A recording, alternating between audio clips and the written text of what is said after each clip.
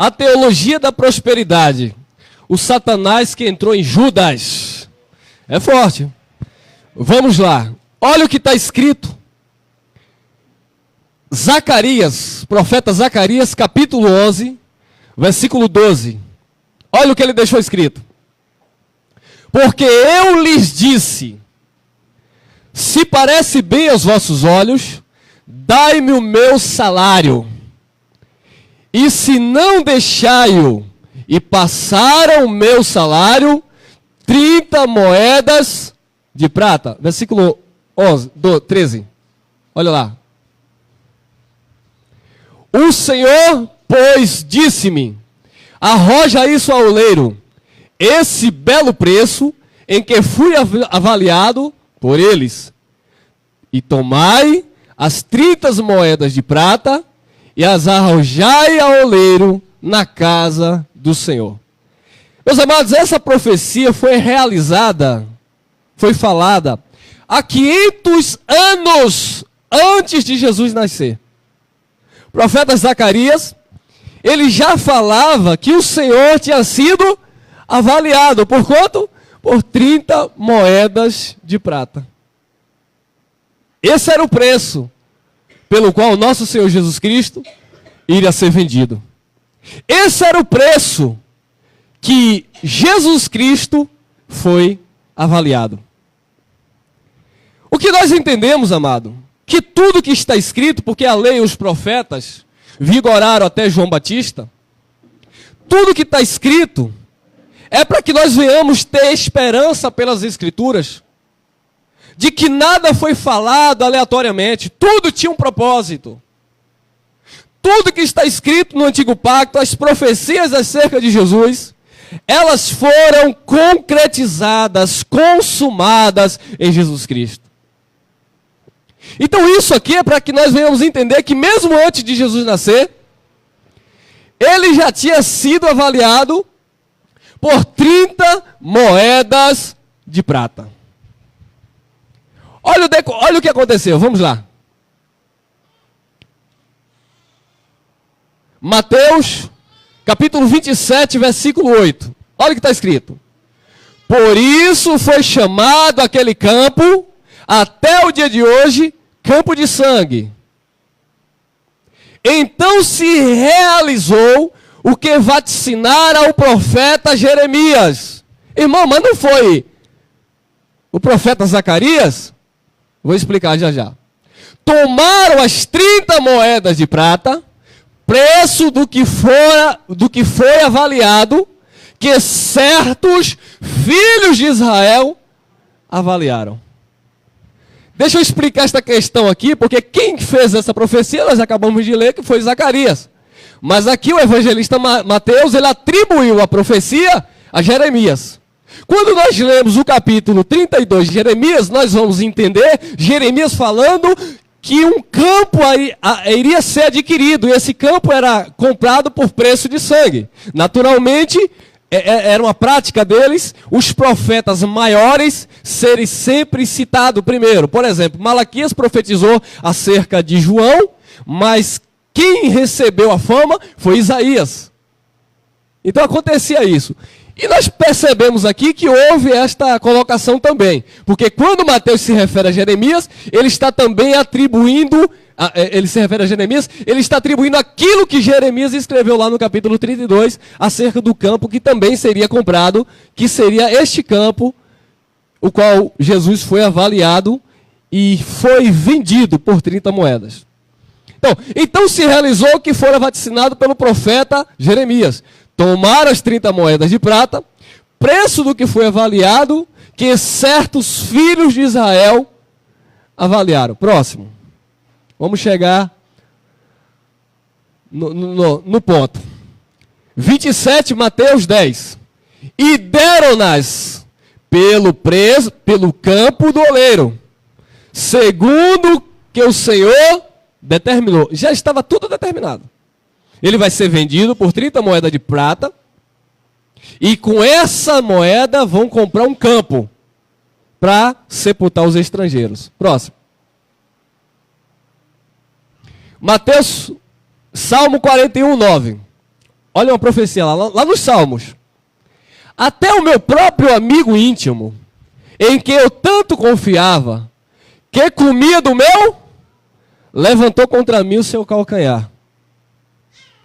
Até o meu amigo íntimo, meu próprio amigo íntimo.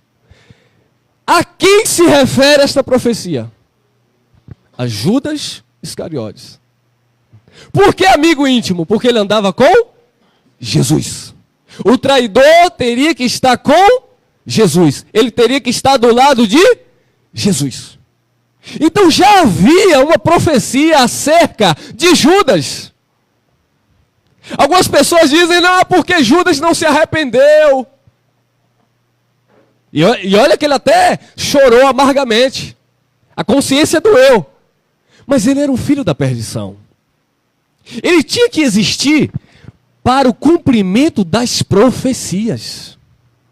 Judas não determinou em si trair Jesus porque deu vontade.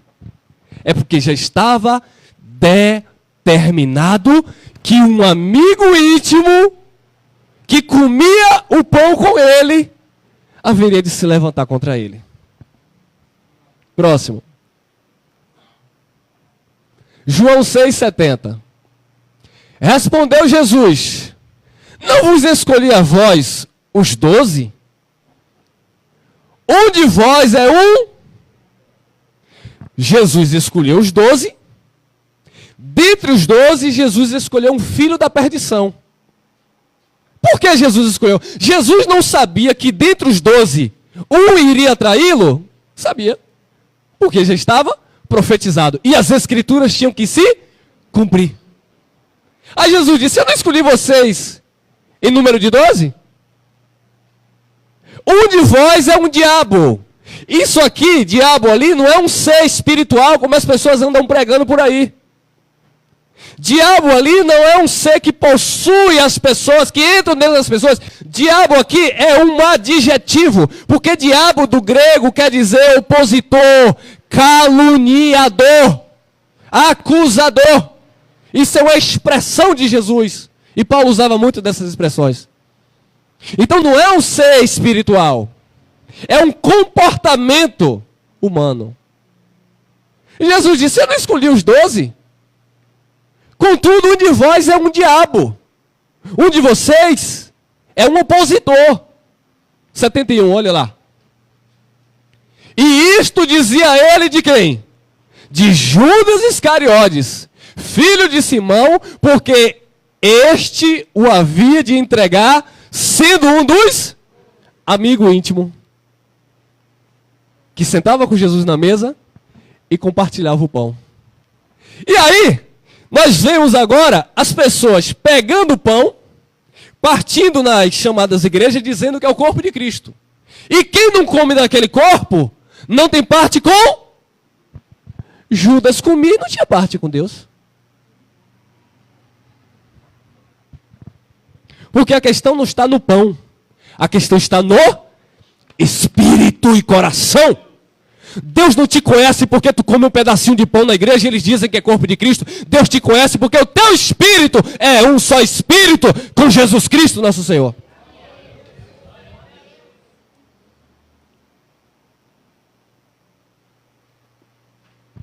Judas também comeu pão. Judas também bebeu o vinho, que não era suco. Se você não bebeu sangue, você não tem parte com Jeová. Judas também comeu pão e também bebeu.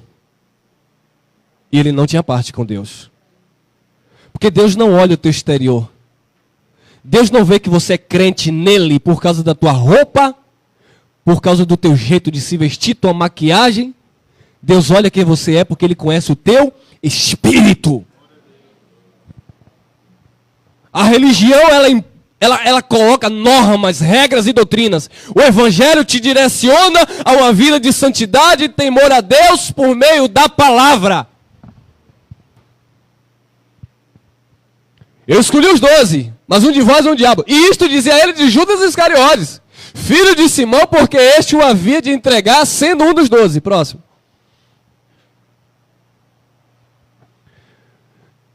João capítulo 12. Versículo 4. É isso mesmo? João capítulo 12, versículo 4. Então, um dos seus discípulos, Judas Iscariotes, filho de Simão, o que o havia de traí-lo, disse: por que não se vendeu este unguento por 300 dinheiros e não se deu aos pobres? Eles estavam na mesa, iam cear, comer a Páscoa, que não é Santa Ceia, é a Páscoa dos judeus. Eles iam cear, era se alimentar. E uma mulher chamada Maria, o contexto é esse, era irmã de Lázaro, ela chegou ali, em um ato de gratidão a Deus, em uma forma de adoração voluntária. Ela pegou um vaso de nardo, de unguento, um perfume muito valioso. Ela quebrou aquele perfume, ungiu os pés do Senhor Jesus, e ela chorava e ela enxugava as lágrimas com seu próprio cabelo. Quando Judas viu aquela cena, viu que aquele perfume tomou toda a casa, Judas se incomodou.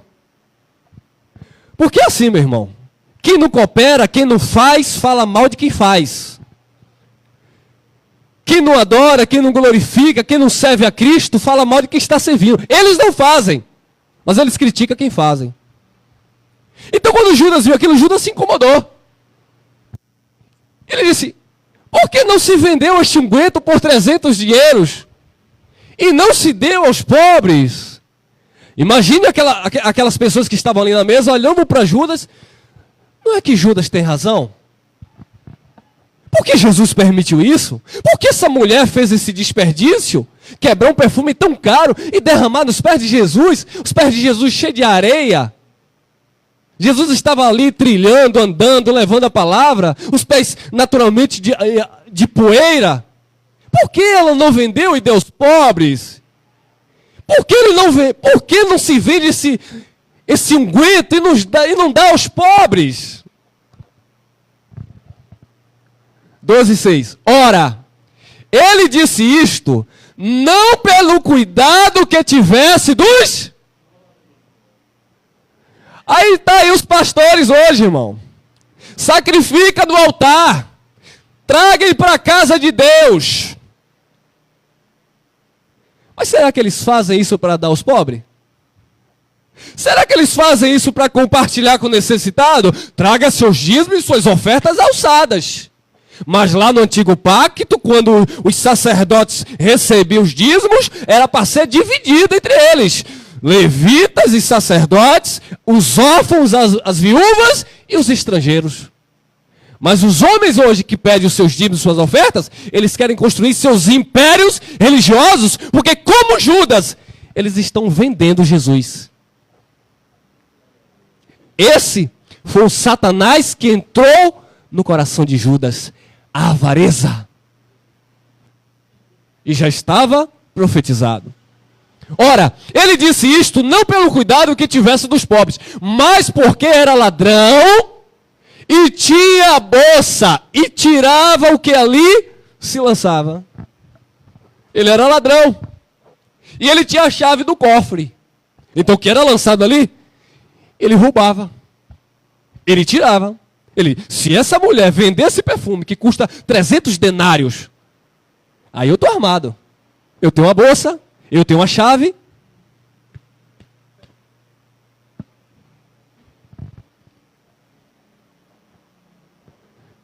João 13:21. Estou tendo um pouquinho de dificuldades, irmão, me perdoem. Em breve vamos estar corrigindo isso. João 13:21. Tendo Jesus dito isto, turbou-se em espírito e afirmou dizendo: na verdade, vos digo que um de vós me há de trair. Foi tudo depois da Páscoa, da ceia, do partir do pão. Depois que ele comeu, depois que ele compartilhou o pão, ele disse: um de vós há de me trair. 26. O contexto perguntaram a Jesus: e quem é que vai te trair? Os discípulos ficaram atônitos. Quem é o traidor? Será que sou eu? Pedro então manda João que era o discípulo a quem Jesus amava. Foi dito isso, Jesus amava todos. Mas era o discípulo que se aproximava mais de Jesus. E quando você se aproxima mais de Jesus, você se sente mais amado. Esse era o sentimento que João tinha. Não é que João era privilegiado, não é que João era melhor do que os outros. Só que João se achegava mais. E quando você se achega mais, você se sente mais amado. Então Pedro disse, olha, pergunta a ele quem é que vai trair. João inclina a cabeça ao peito de Jesus e pergunta quem é que vai te trair. Então Jesus disse, respondeu Jesus, é aquele a quem eu der o bocado molhado, o pão. A Santa Ceia que o sistema prega hoje aí. É tanta hipocrisia, porque prega uma palavra fora do contexto, sem uma revelação do Evangelho, que até manda o irmão colocar na boca do outro irmão, aqui é o corpo de Cristo. Estão ultrajando o Espírito da graça de Deus, porque na nova aliança, no novo pacto, a palavra de Deus diz que nós somos o corpo de Cristo, onde Ele é o cabeça. Jesus não é um pão. Jesus não está em um pão da padaria. Jesus está aqui, porque a igreja está aqui. Nós somos o corpo de Jesus Cristo.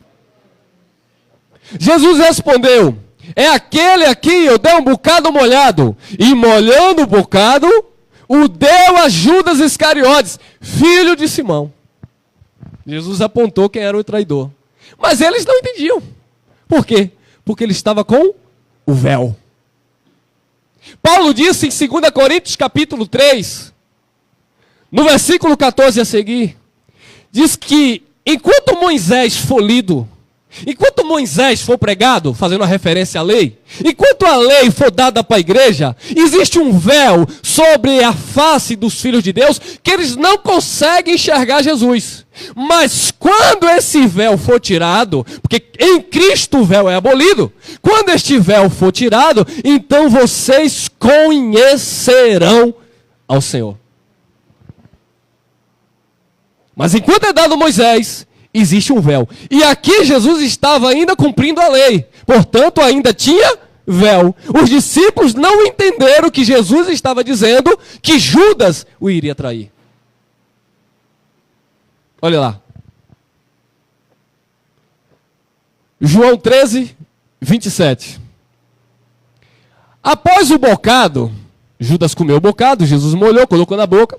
Após o bocado, entrou nele quem? Satanás. Disse, pois, Jesus, o que fazes? Fazei-o depressa. E é aqui que nós vamos começar o sermão. Entrou nele quem? A religião, ela pega esse nome aqui, Satanás, e ela diz aqui que Judas foi possuído. Mas as profecias não diziam que Judas ia ser possuído. A profecia já dizia que Jesus seria vendido por 30 moedas de prata. Alguém tinha que se candidatar. E o candidato era Judas Iscariotes. Satanás aqui é um sentimento de avareza que entrou no coração de Judas. Não é um ser que possuiu Judas, que dominou Judas, e Judas perdeu o sentido. Era um sentimento de avareza para que as profecias se cumprissem, que Judas teria que trair Jesus. Irmão, mas eu sempre pensei que isso aqui era um ser que tinha possuído Judas, e por isso Judas traiu. Eu também já pensei assim. E nós vamos entender que Satanás ali é traduzido por uma atitude, por um sentimento. Porque Satanás do grego quer dizer adversário.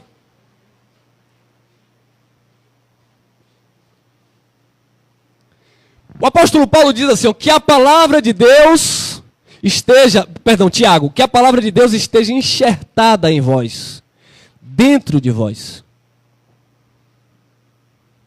O apóstolo Paulo, ele falando aos Hebreus, ele diz que bom é que o coração se fortifique com a graça, e não com o alimento que não traz proveito algum para com que aquilo se entregaram.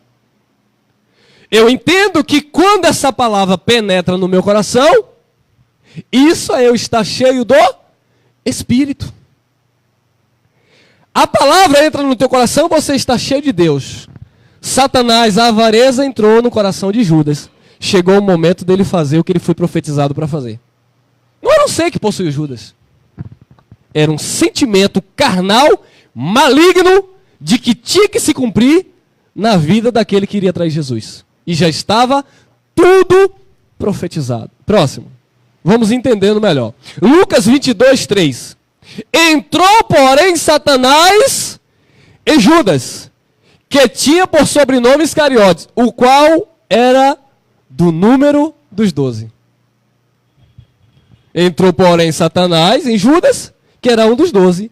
A palavra vai ter que se cumprir. Isaías profetizou. O salmista profetizou. Estava chegando o momento de Jesus ser entregue. Próximo. Lucas 22, 4. E foi, e falou com os principais dos sacerdotes. Quem foi? Judas. E foi, e falou com os principais dos sacerdotes e com os capitães, de como o entregaria.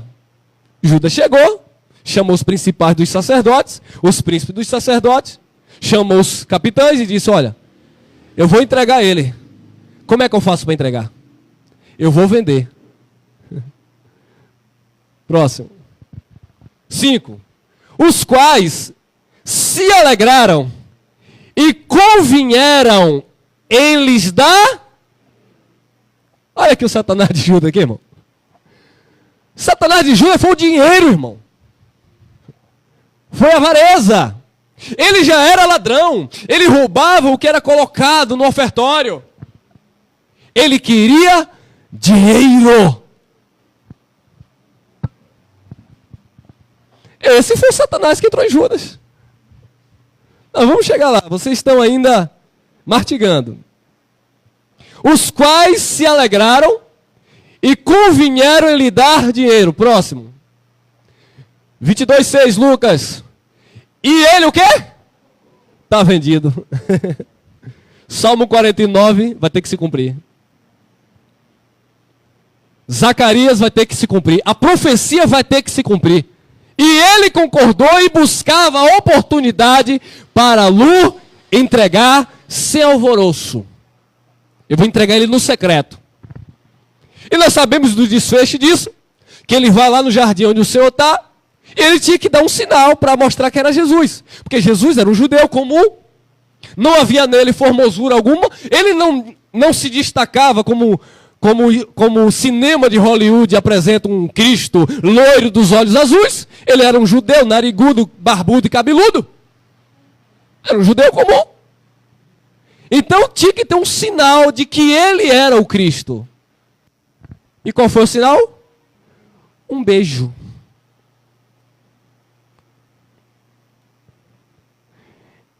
Olha quem te beija.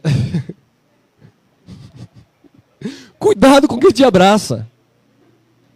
Como dizia minha avózinha, nem tudo que reluz é ouro. Judas traiu Jesus com um beijo. Esse foi o sinal para trair o mestre. Próximo. Lucas 22:22. Disse Jesus: e na verdade o Filho do Homem vai segundo o que já estava determinado. Jesus tinha que morrer. Jesus nasceu para morrer. Porque se ele não morre, nós não estávamos aqui. Porque a nossa vida dependeu e depende do que ele fez naquela cruz. E na verdade o Filho do Homem vai segundo o que está determinado. Mas ai daquele homem por quem é traído. Ai de Judas. Irmão, Pedro negou Jesus. Muitos filhos de Deus, às vezes, negam o Senhor com as suas atitudes. É o que eu falei. Eu conheci a palavra da graça, agora eu não tenho uma responsabilidade nenhuma. Eu posso até pecar porque não há condenação na minha vida. Paulo disse, permaneça firme na liberdade com que Cristo vos libertou. Agora não seja da liberdade para dar ocasião à carne. Mas tem muitos filhos de Deus que são ingratos. Não entendem o sacrifício de Jesus Cristo e querem viver na licenciosidade, viver de qualquer jeito. Meu amado, nós somos chamados com uma santa vocação. Nós somos escolhidos por Deus para cumprir um propósito, não como Judas. E Pedro, devido às circunstâncias, ele negou. Mas logo ele caiu em si como aquele filho pródigo. Porque eu mesmo disse, para onde eu irei? Só o Senhor tem palavras de vida eterna. Ao contrário de Judas. E na verdade o Filho do Homem vai segundo o que está determinado. Mas ai daquele homem por quem é traído. Próximo. João capítulo 17, versículo 12. Olha o que está escrito. Disse Jesus, estando eu com eles no mundo, guardava-os em teu nome. Tenho guardado aqueles que tu me deste. Jesus estava falando com o Pai e dizendo que ele guardava aqueles que Deus havia dado. Porque ninguém vem ao Pai se não for por ele. Tenho guardado aqueles que tu me destes. E nenhum deles se perdeu. Senão o filho da... Era o filho de quê? A perdição, já estava determinado. Judas era um filho da perdição. E aí ficam os teólogos quebrando a cabeça, irmão. Você tem que aceitar Jesus. E aí fazem os famosos apelos antibíblicos. Ninguém aceita Jesus, nós fomos escolhidos por Ele. Quem é pela graça de Deus em Cristo Jesus.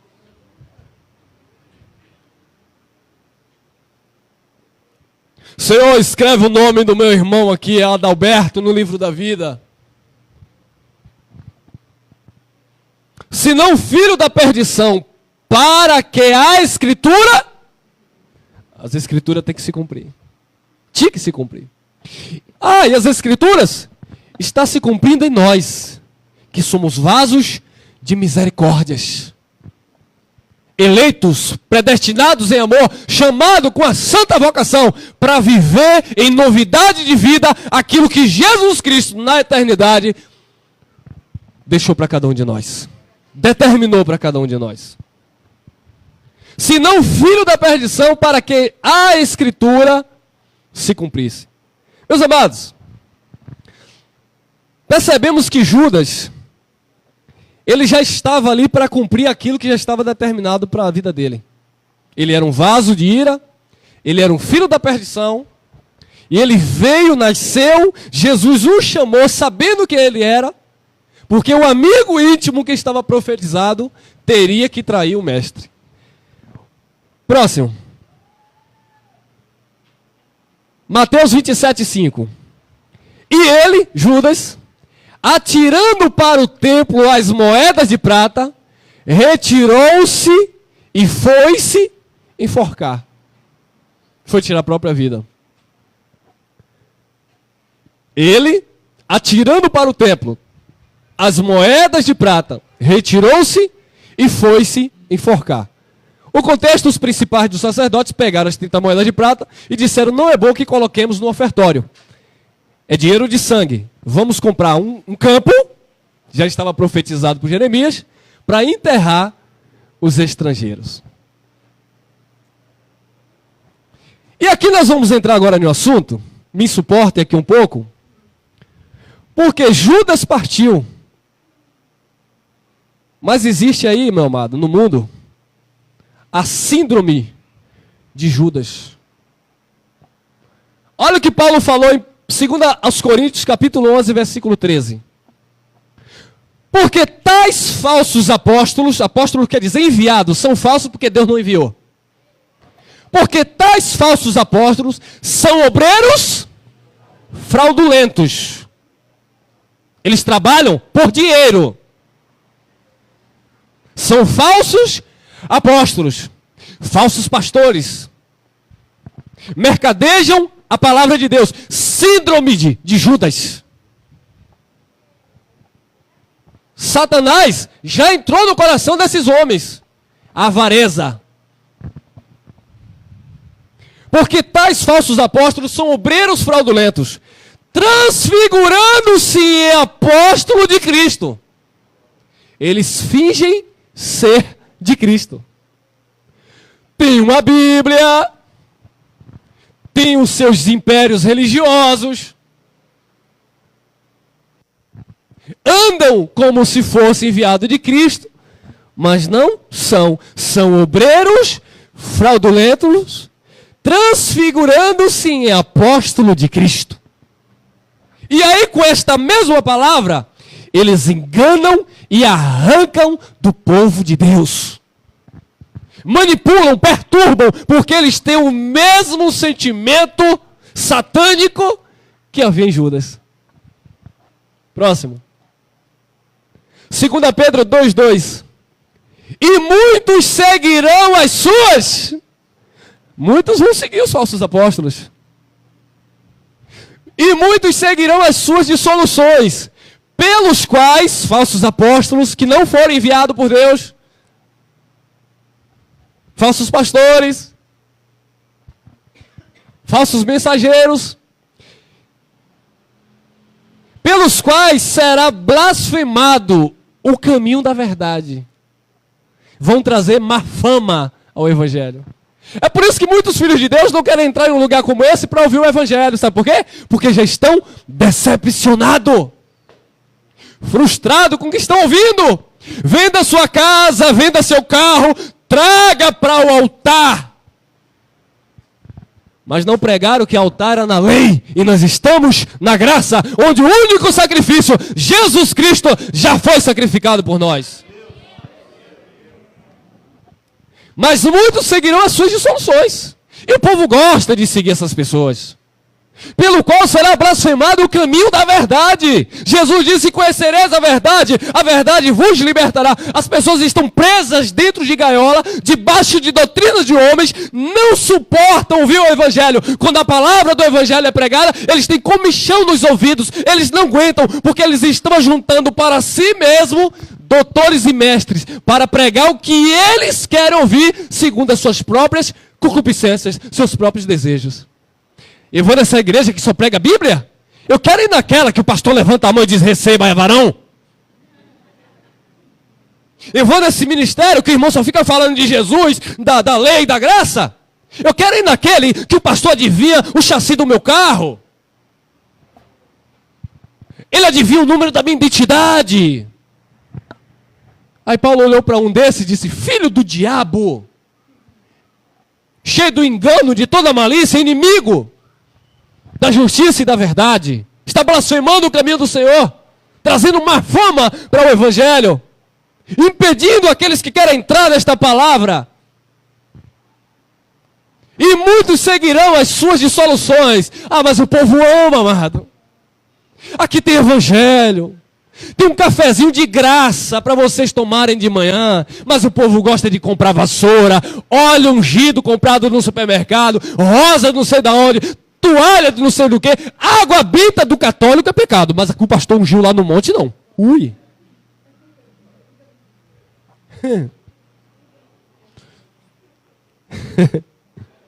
A idolatria, irmão. Aí Paulo chamou os coríntios de idólatra, crente. E muitos seguirão as suas dissoluções, pelos quais será blasfemado o caminho da verdade. 3. E por quê? Por avareza. Olha lá, olha Satanás ali na vida de Judas.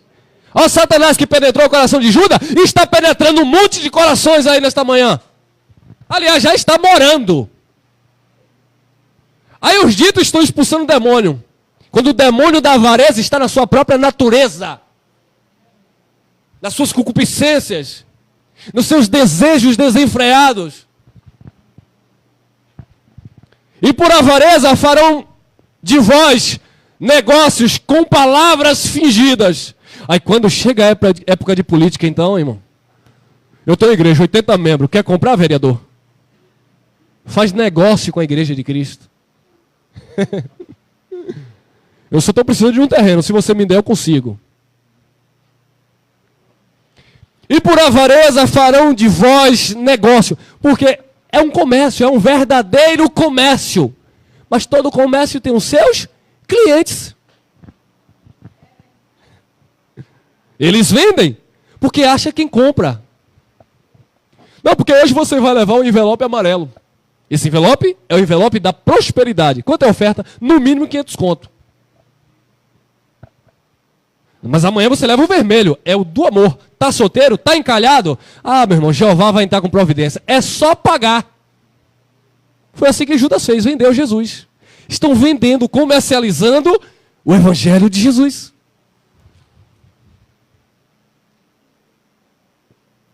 E por avareza farão de vós negócios com palavras fingidas, sobre os quais, já de largo tempo, não será tardia a sentença. A sua perdição não dormita, eles estão perdidos.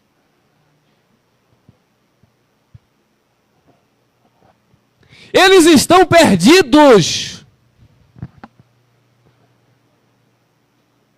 Eles estão ensinando heresia, encobertamente, de perdição. E a consciência desses homens nem arde, irmão, não tem. Eles sabem, eles leem, eles veem na palavra.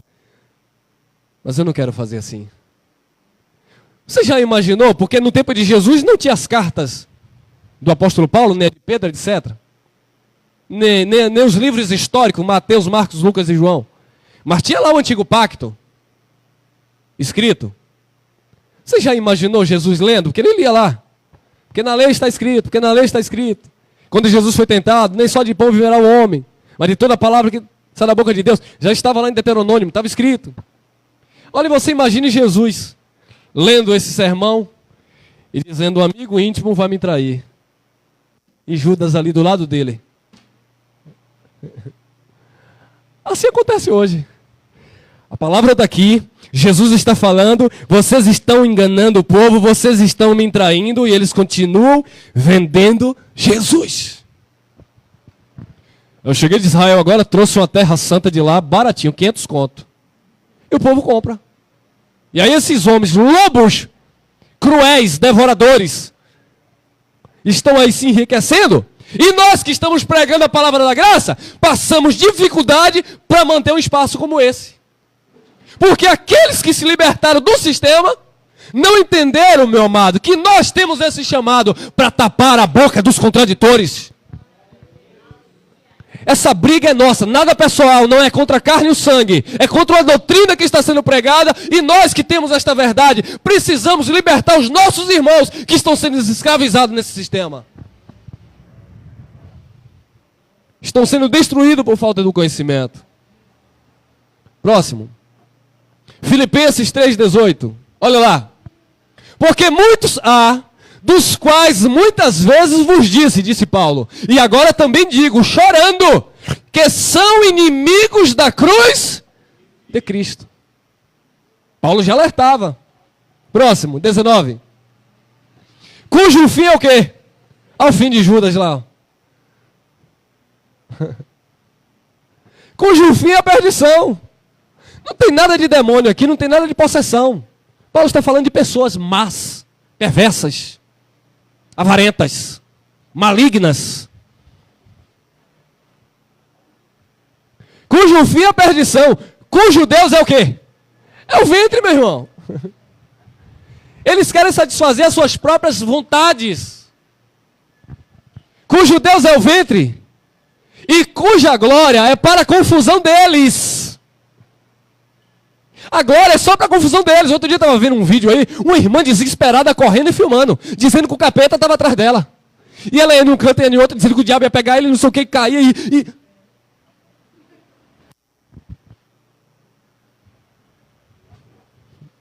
Cuja glória é para a confusão deles, que só pensam nas coisas terrenas. Paulo disse aos Colossenses capítulo 3, se fostes ressuscitados juntamente com Cristo, pensai nas coisas que são do alto, onde Cristo está sentado à destra da majestade, buscai, pensai nas coisas que são de cima, e não nas que são da terra. Porque quem busca as coisas que são da terra são os terrenos. Não estou dizendo que você não pode buscar aquilo que você deseja, claro. Eu estou dizendo é não colocar o amor nisso. A tua vida não depende apenas disso. Existe um Deus que cuida de você. E quando você o coloca em primeiro lugar na tua vida, Ele acrescenta todas as coisas para você. Cujo fim é a perdição. Cujo Deus é o ventre. E cuja glória é para a confusão deles, que só pensam nas coisas terrenas. Romanos 16, 18. Porque os tais não servem a nosso Senhor Jesus Cristo, mas ao seu, e com suaves palavras e lisonjas enganam os corações dos simples, dos leigos, aqueles que não têm conhecimento. Mas Paulo já alertava, os tais não servem ao nosso Senhor Jesus Cristo. Muitos estão aí, seguindo a homens, pensando que os tais servem a Jesus, mas eles não servem a Jesus Cristo. Eles servem aos seus próprios ventres e com palavras e lisonjas enganam os corações dos simples. Irmão, eu estou sacrificando por você. Eu passei a noite toda orando por você. É mentira. Ah, e se tem, eu não vou generalizar, e se tem algum que orou por você a noite toda, isso não é sinônimo para que ele venha se gloriar, porque a nossa vida e salvação não depende da minha e da tua oração, depende da graça de Deus em Cristo Jesus. Você não é abençoado porque eu coloco a mão na tua cabeça e digo que eu sou um homem de Deus, que eu sou isso e aquilo. Você é abençoado porque Jesus Cristo já te abençoou com todas as sortes de bênçãos. A igreja precisa andar com as próprias pernas, direcionada pelo cabeça que é Jesus Cristo.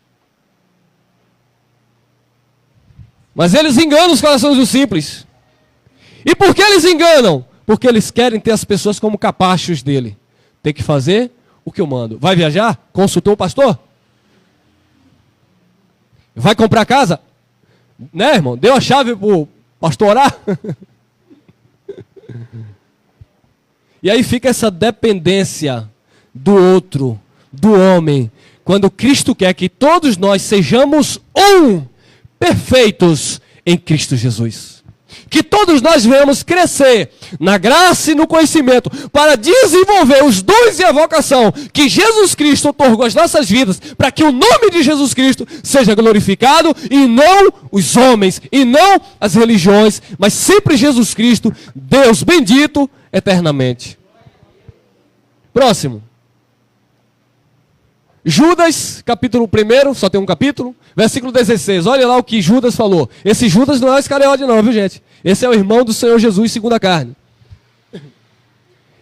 Estes são murmuradores, queixosos da sua sorte. Cuidado, viu? Crente murmurador, hein?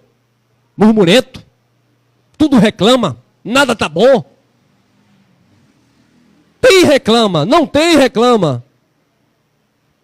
Estes são murmuradores, queixosos da sorte, andando segundo as suas próprias concupiscências, desejos, cuja boca diz coisas muito arrogantes, admirando as pessoas por causa do...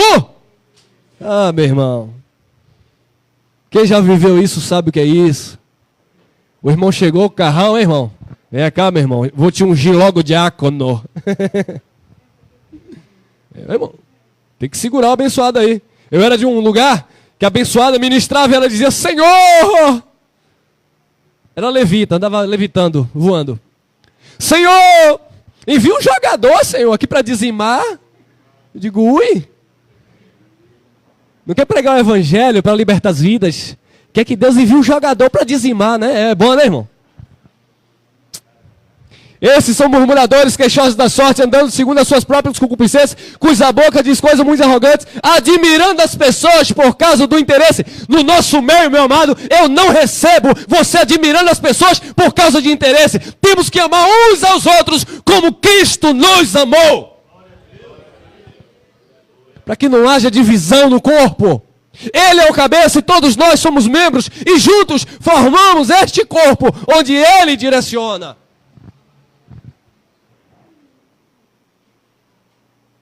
E você é importante aqui, viu? Você que foi desprezado, lapisado, você é importante no reino. Você faz parte deste corpo. Ainda que o pé diga, eu queria ser mão, mas eu não sou mão, então não sou do corpo. Você é do corpo. Aqui eu estou sendo boca, o cabeça é Jesus Cristo. Mas eu preciso das mãos.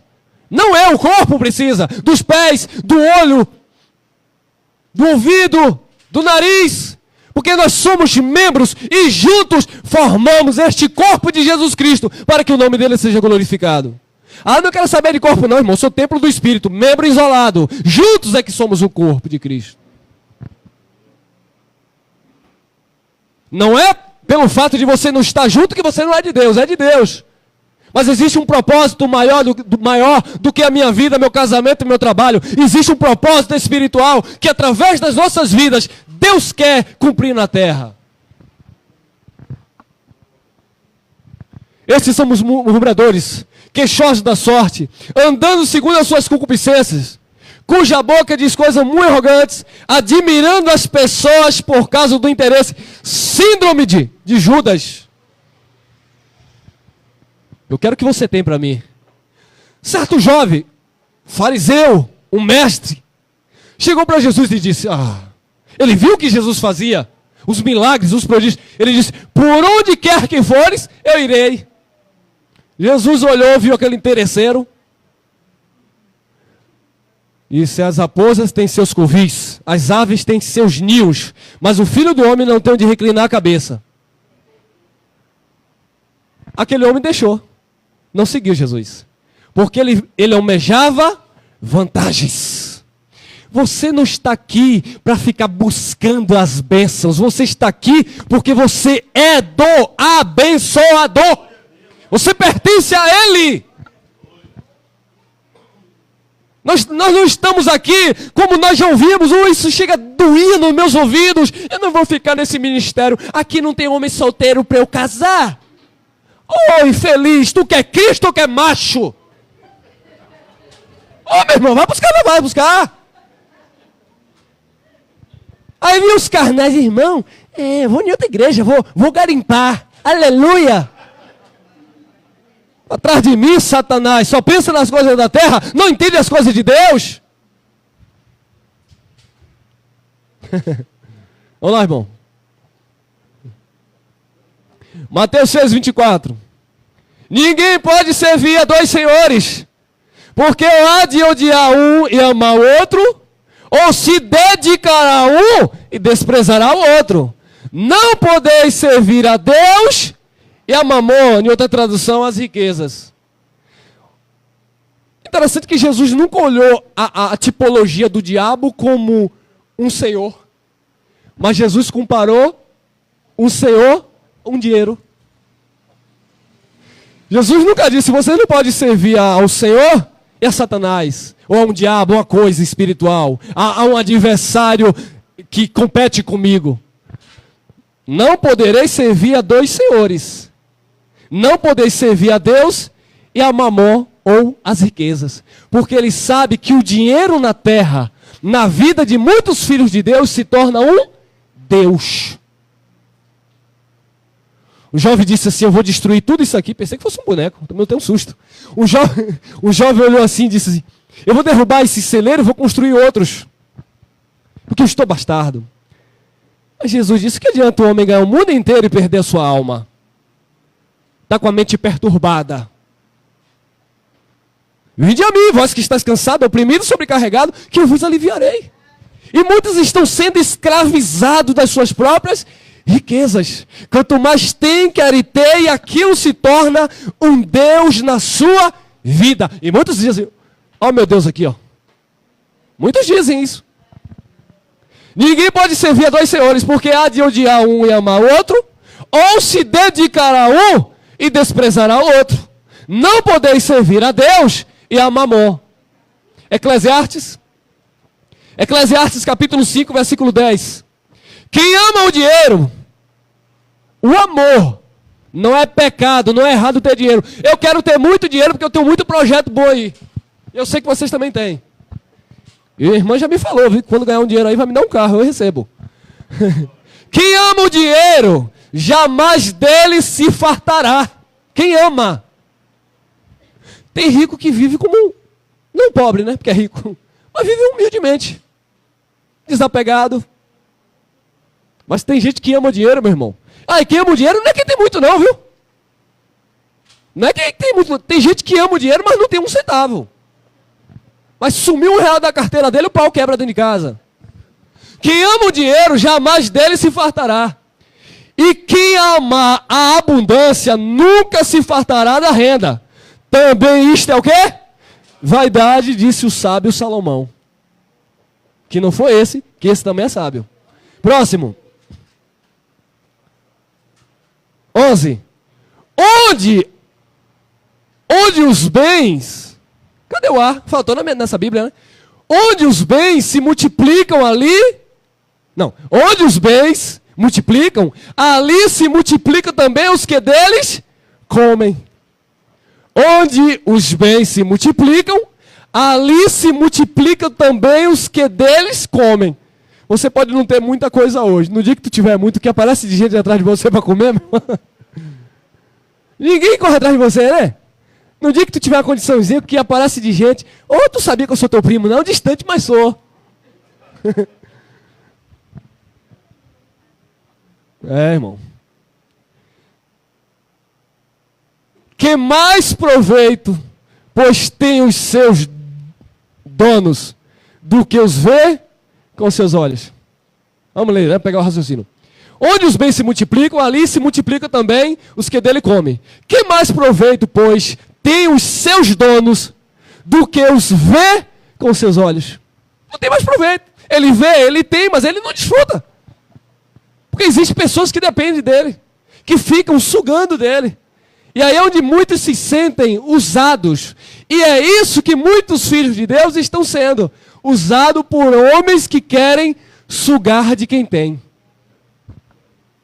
Aquele irmão saiu da igreja, eu não senti falta dele. Também ele não dizimava. Aí às vezes eu saio catando o celular e ligando para irmão. Ô irmão, vem cá, você sumiu, meu irmão. Como é que você tá, meu irmão? Tá tudo em paz? Não tô ligando para ele por causa de dinheiro não, irmão. Porque eu sinto falta do meu irmão. Que coopera, que não coopera, eu não quero nem saber. Eu quero saber como está a saúde espiritual do meu irmão. Próximo. 12. Doce é o sono do trabalhador. Quer coma pouco, quer muito. Mas a fartura do rico não deixa dormir. Eu já conheço muito deles. Tem gente que é tão rico, mas tão rico, que ele não dorme com medo de alguém roubar a riqueza dele. A gente reclama porque não tem muito, né? E eles reclamam porque tem tanto, mas tem que ficar acordado vigiando. Eu coloquei aquela pessoa ali para administrar, mas não sei não. Eu não sei se ele está igual Judas tomando que é meu. Descansa no Senhor, meu amado. Ele satisfará o desejo do teu coração. Olha lá, estamos caminhando para o encerramento. 13. Há um grave mal que vive debaixo do sol e atrai enfermidades. As riquezas que os seus donos guardam para o seu próprio dano. Você sabia que tem gente que guarda dinheiro só para comprar o caixão? Nada contra quem quer fazer um plano. Aliás, minha sogra que vai me ouvir, que conversa é essa de fazer plano de caixão e me colocar no meio, irmão? Quero morrer agora não? Já garantiram um caixão para mim? Meu Deus do céu. Há um grave mal que vive debaixo do sol, que atrai enfermidades. As riquezas que os seus donos guardam para o seu próprio dano. Meu amado, ninguém aqui, é claro, precisamos estar precavidos. Mas eu vou guardar dinheiro para quando me dá uma dor de cabeça eu ir comprar um remédio? Que nada, meu irmão. A gente vai guardar dinheiro para desfrutar, para viver. E não para ficar doente. Ter guardado é uma coisa. Mas há enfermidades quando muitos se preocupam apenas com isso. E guardam para quê? Não, isso aqui é para o medicamento da minha filha. A filha nem está doente. Isso não é um pensamento que deve permear o coração do crente. Próximo. Tem mais? Tem o 14. Porque as mesmas riquezas se perdem por qualquer má má ventura. E havendo algum filho, nada lhe fica na sua mão. Irmão, você tem riqueza, juntou, construiu, mas tem um filho, né? É tudo dele. Não é errado, mas é dele. Você conquistou, você batalhou, desfrute do que é teu. Porque senão o que vai gastar é outro. Não sacrifica no altar, não. Curta a sua família. Viva feliz.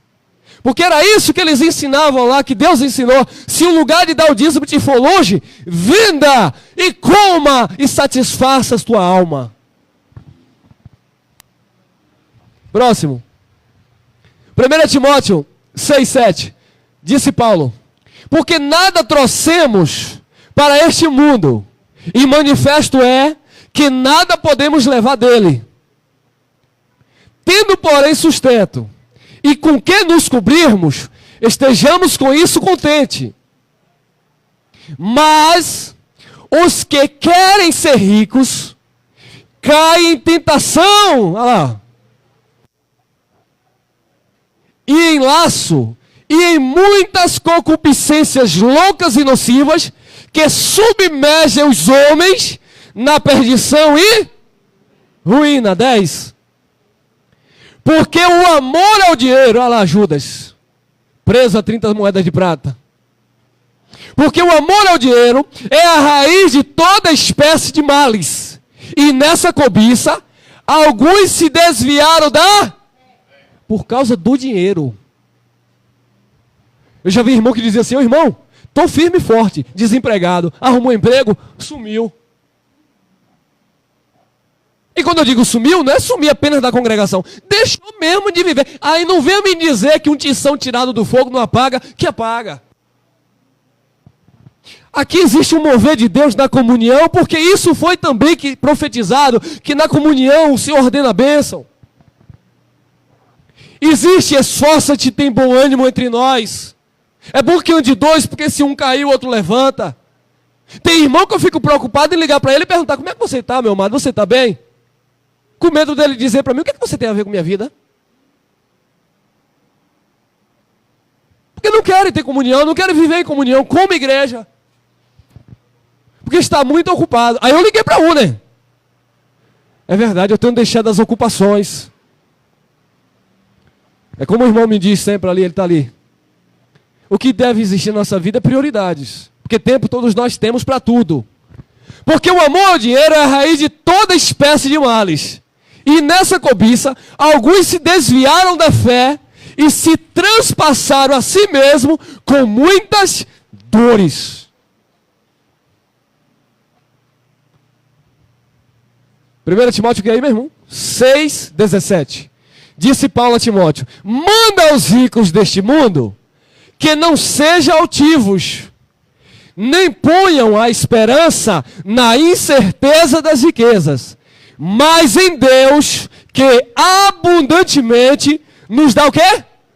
Todas as coisas para dela gozarmos ou desfrutarmos. Não põe o teu coração nas incertezas das riquezas.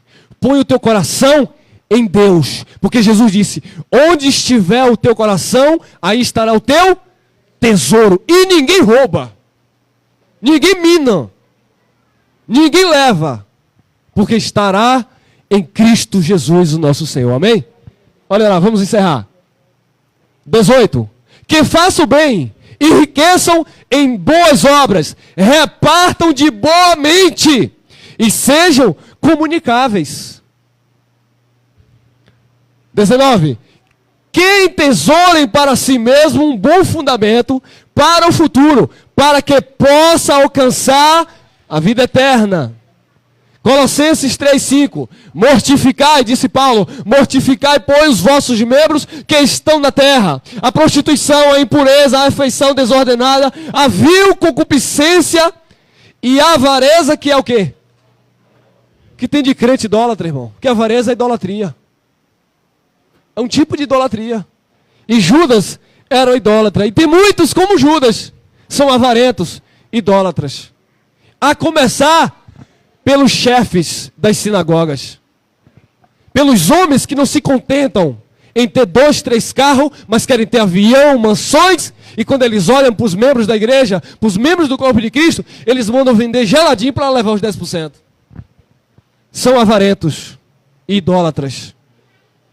E encerramos em Efésios capítulo 5, versículo 5, que diz assim: porque bem sabeis isto, que nenhum devasso, ou impuro, ou avarento, o qual é idólatra, tem herança no reino de Cristo e de Deus.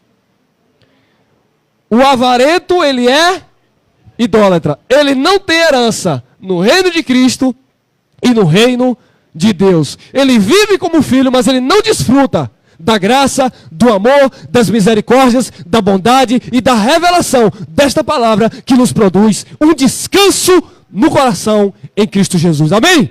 Graça e paz, meus amados. Esta é a palavra do Cristo ressuscitado para o teu coração.